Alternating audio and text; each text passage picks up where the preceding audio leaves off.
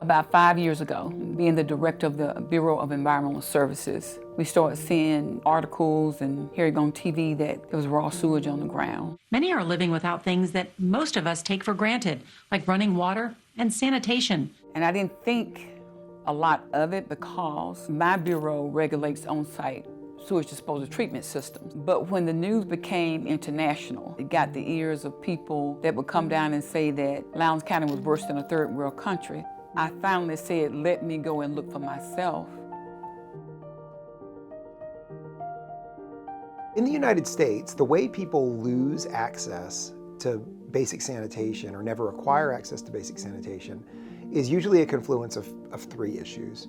One is they're too low density for sewer to make sense. Once you get far enough away from those systems, it doesn't make sense any longer financially to connect to that centralized system.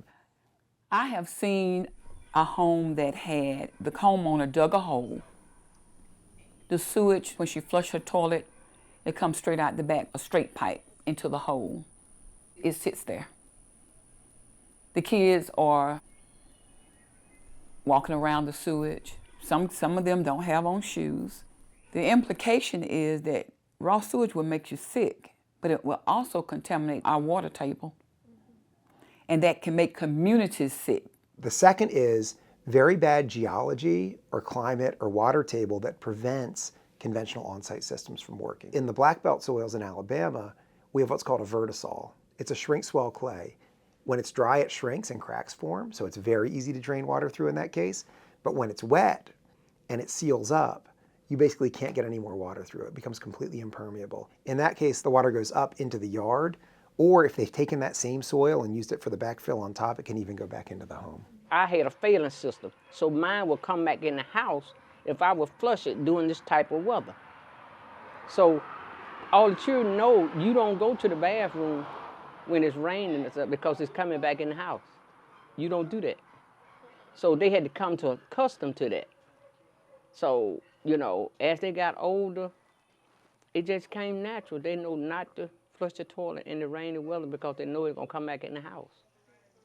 And every 2 years, I used to have to sacrifice their Christmas to save the money to flush the system out so we can have a way of using the bathroom and then have to always worry about coming back into the home. So that's a sacrifice I made for many years. The third thing is responsibility for wastewater in the United States has been the responsibility of the homeowner. Now that's usually outsourced through a professionalized utility, and the monthly bill that the person pays, as long as their wastewater is leaving their property and going into the sewer system, they've taken care of their obligation by paying that bill. What that means is individual homeowners have to have an individual on-site system, and they're legally responsible for that. However, we had heavy subsidies of sewer systems in the United States from the 1940s to the 1980s especially. So many of the systems in a place like a city where we're sitting had their system, the capital cost for that, subsidized by the federal government. Whereas people who are outside of cities and missed that window, that basically 40-plus year window, didn't have their systems subsidized. And so they're now responsible for 100% of the costs of dealing with their wastewater. Rural communities need to have a good quality of life, the same as urban and large metropolitan areas. And so this divide has really been alarming for the state. My district is marred by economic population decline. When you see population declines, it goes back to basic quality of life issues and making sure that everyone has access to a good life in this state, in every corner of this state. I think most people would agree that it's not fair to many of the neediest people in our society that they're responsible for 100% of the cost of their wastewater management, whereas many of us who are wealthier and live in wealthier places had those costs largely subsidized. The majority of people in Lowndes County are living in poverty. And if it's such that they receive a citation from the health department to go before a judge because they need a septic tank system, they can't afford it. They couldn't afford it. So what I thought about was, let me put something in place now So if they go before a judge, the judge can say, you need to get on this program.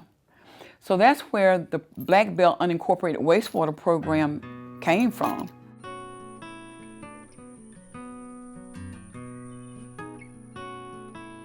I was watching TV. I was in the back watching TV. And I knocked on the door, I said, come out of there.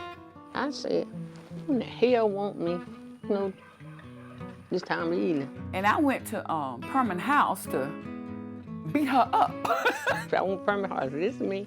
She said, come show me your septic tank. And we walked out on the back of the house, and I showed it to her. She said, where's your pump tank? I said, what is that? I didn't know that all that should have been part of when I had the system installed all those years ago. That should have been a part of the program. And she said, well, that's one of your problems right there. She came out, we had words. I said, one thing I know, I don't give a rat shit what nobody got to say. I said, because this is what I've been facing, and this is my situation. And then I said, I tell you what, I'm gonna use your mouth for good. You're gonna work for me.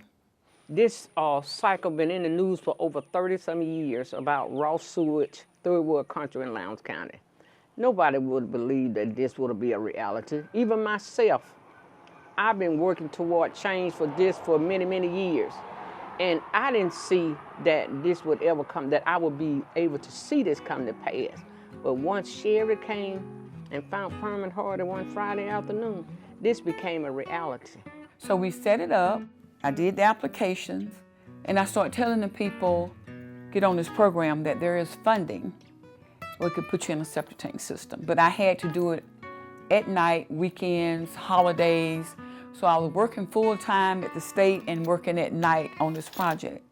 The reason that it works is because of partnershiping with different agencies and entities, and they're bringing things to the table. I met Sherry because Sherry was the director of the Environmental Services Bureau at the Department of Public Health. After I got a grant to try to characterize the nature and scope of this problem, I went and gave a presentation at the Alabama Department of Public Health.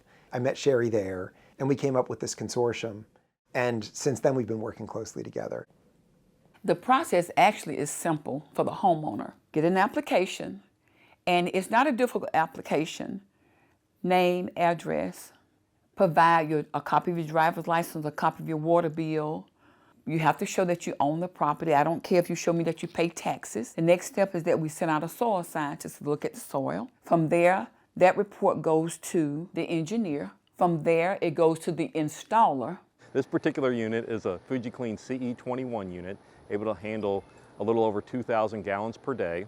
The treatment of the wastewater is done in this particular unit, so it's able to save the ground and make the system last much longer. And aesthetically, generally they look pretty good because the only thing that you see in your yard for the FujiClean unit is the 3 particular lids. We have a local distributor, Kess Environmental, with Shane Duncan, and he is able to work directly with the homeowners. And then he works with us to make sure you get the correct system. And he also works with the BBUWP Association in order to make sure that it gets paid for correctly. So it's not just one person you see. This takes organization, timing. I never thought I would see something like this.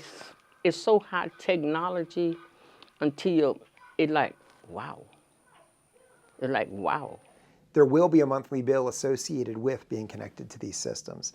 And we're looking at some innovative ways to fund those as well, like looking for foundations to make a one-time donation for an endowment that would yield enough funds to subsidize each monthly bill. This is the same issue we had 20 years ago.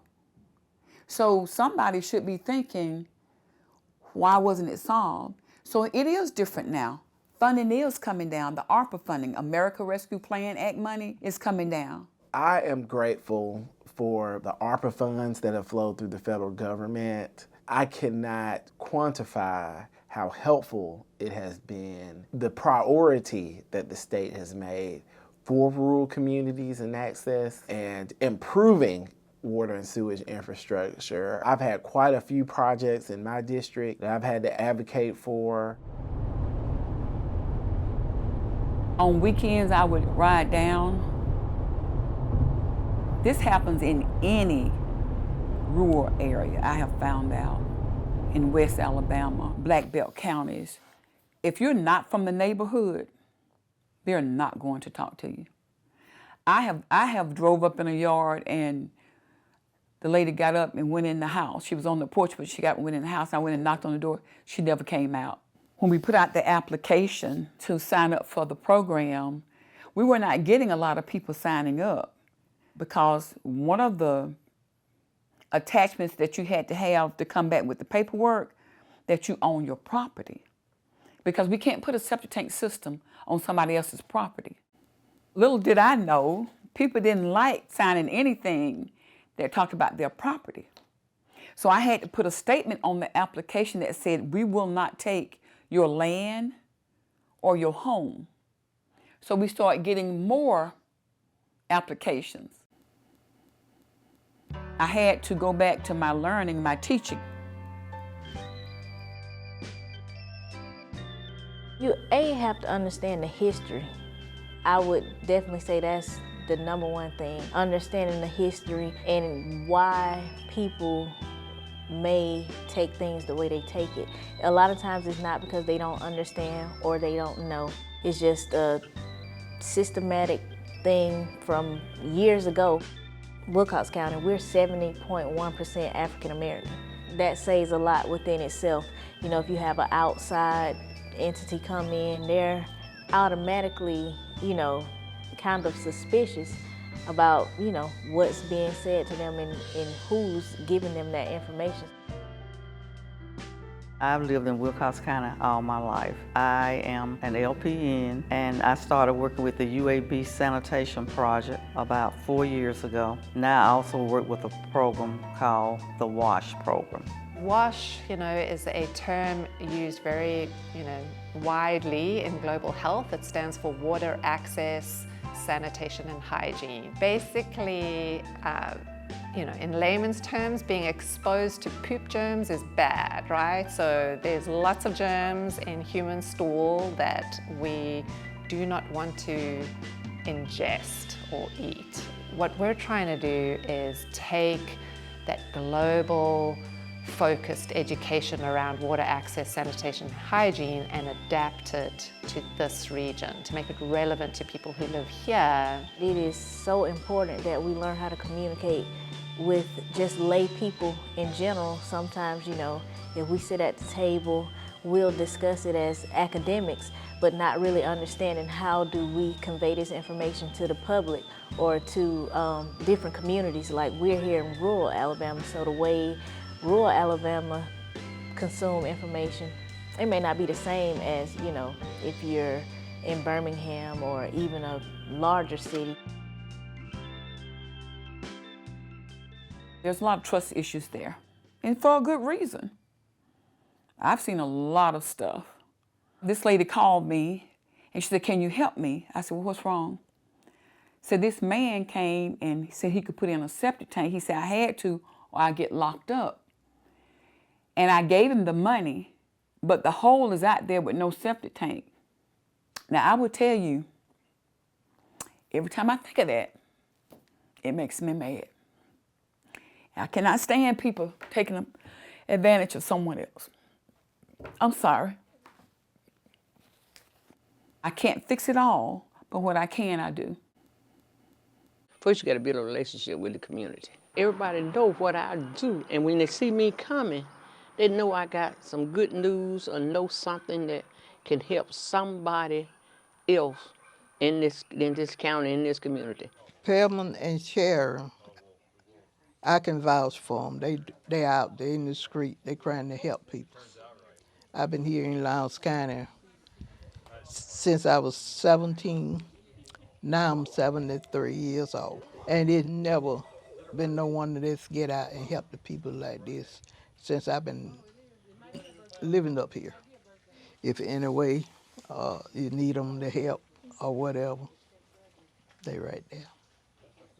Oh, she's just not a nice lady. It's to the point now where people know about the program. It's affordable, it's sustainable, and it works. And those are the three things you want to see in any program. I've done a podcast. Now, mind you, I'm in my 60s, so I said, How do I do this podcast?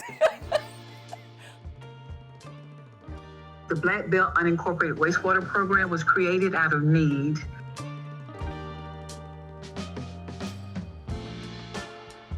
I really spun my wheels for a couple years before I got connected to Kevin White and Sherry Bradley. I have to say, when we used to meet in 2014, 15, 16, we had very contentious meetings that had lots of people yelling at each other and things.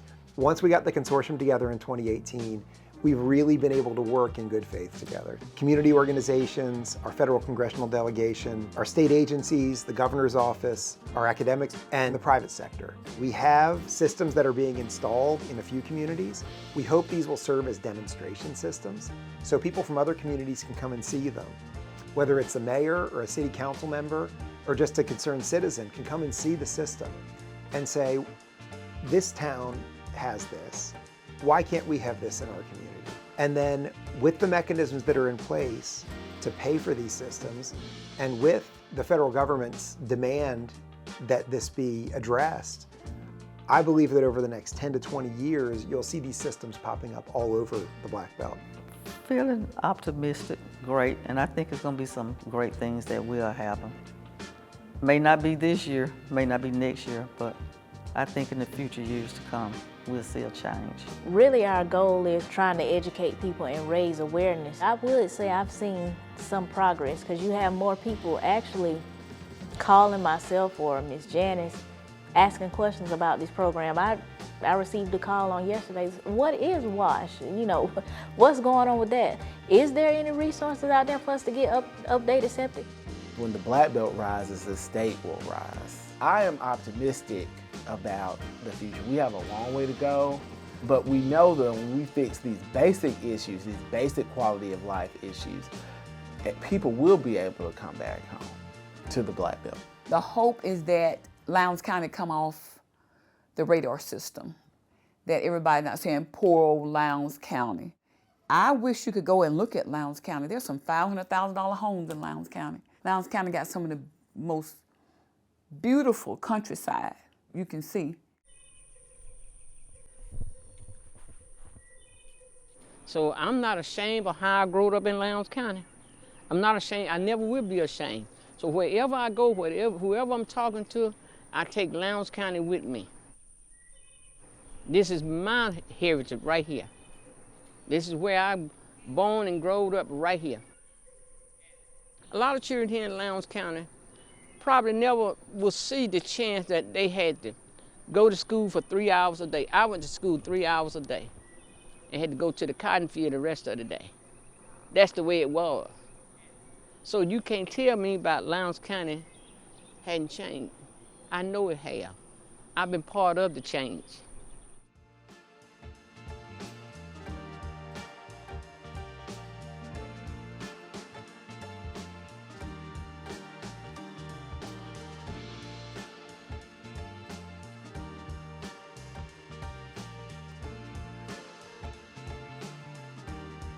So you see, Perman got a little bit of everything. Yeah. She got a little bit of everything growing in her garden. Is that corn? That corn. That corn. That's who I am. That's corn. I got sweet potatoes out there. I got okras out there growing. Got my tomatoes right there. I got watermelon growing over there. Just a little bit of everything.